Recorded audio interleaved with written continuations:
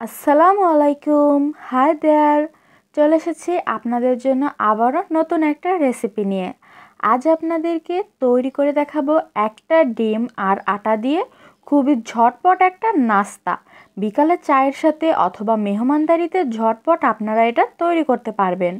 এর জন্য প্রথমেই একটা ডিম আমি ভেঙে একটা বাটিতে দিলাম 1/3 কাপ চিনি, 1 চিমটি লবণ, হাফ চামচ ভ্যানিলা এসেন্স, 2 চামচ সয়াবিন তেল, হাফ চামচ বেকিং সোডা।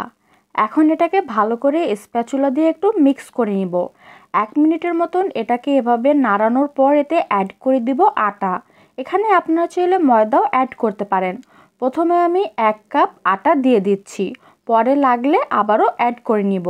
আমি যে ডিমটা ইউজ করেছি সেটা একটু বড় ধরনের ছিল, এর জন্য এতে এক্সট্রা কোনো পানি দেওয়ার প্রয়োজন হয় না, বরং আরও একটু আটা অ্যাড করে নিতে হবে। আমি আরও 1/4 কাপের মতন আটা এতে অ্যাড করে নিয়েছি। এখন ভালো করে হাত দিয়ে মেখে তারপরও অল্প একটু তেল ব্রাশ করে এটাকে আধা ঘন্টা রেস্টে রাখবো। ভিউয়ার্স, আধা ঘন্টা হয়ে গেছে। এখন আমি এটাকে একবার ময়ান দিয়ে তারপর বেলে নিব। তার আগে সারফেসে অল্প একটু তেল ব্রাশ করে নিলাম অথবা মেখে নিলাম। এখন ভালো করে এটাকে একটু ময়ান দিয়ে নিয়েছি। এবার এটাকে বেলে নিচ্ছি। এটা একটু পুরু রেখেই বেলে নিতে হবে। আপনাদেরকে আমি দেখিয়ে দেব কতটুকু এটার পুরুত্ব রাখতে হবে। দেখুন, এতটা মোটা রাখতে হবে।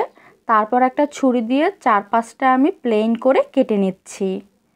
তারপর এটাকে আমি 3 ভাগ করে নিব। তারপর পিঠার শেপ দিব। আপনারা ছুরি অথবা পিৎজা নাইফ যে কোনো কিছু দিয়েই এটাকে কেটে নিতে পারেন।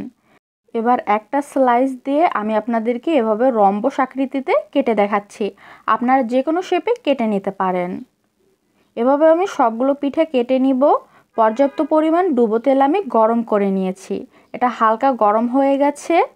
দেখুন, একটু ডো দিয়ে দেখালাম, দেখুন ডোটা ভেসে উঠেছে। তেলটা পারফেক্ট গরম হয়েছে। এখন আমি পিঠাগুলো দিয়ে দিব আর মিডিয়াম টু লো আছে এগুলোকে লাল হয়ে যাওয়া পর্যন্ত ভেজে নিব। মাঝে মধ্যে অবশ্যই 2 সাইডটা ভালো করে এভাবে নেড়ে দিবেন অথবা উল্টে দিবেন, তাহলে 2 সাইডটাতে সুন্দর একটা কালার আসবে। এটাকে চাইলে কিন্তু আপনারা বিস্কিট পিঠাও বলতে পারেন। দেখুন, এগুলো সুন্দর করে ফুলে উঠেছে আর মাঝখানটাতে ক্র্যাক হয়েছে। এভাবে ক্র্যাক হলেই বোঝা যাবে পিঠা অথবা বিস্কুট পিঠাগুলো খুব দারুণ হয়েছে। ভিউয়ার্স, এগুলো লাল হয়ে গেছে, আমি তেল থেকে তুলে নিচ্ছি।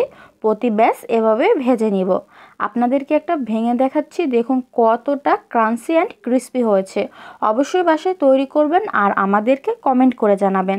থ্যাংক ইউ সো মাচ ফুল ভিডিওটা দেখার জন্য। ভালো লাগলে লাইক দিন, ফ্যামিলি ফ্রেন্ড সবার সাথে শেয়ার করুন, যাতে তারাও এই ইয়াম্মি রেসিপিটা ঘরে বসে তৈরি করতে পারে। আজ আসি, আল্লাহ হাফেজ।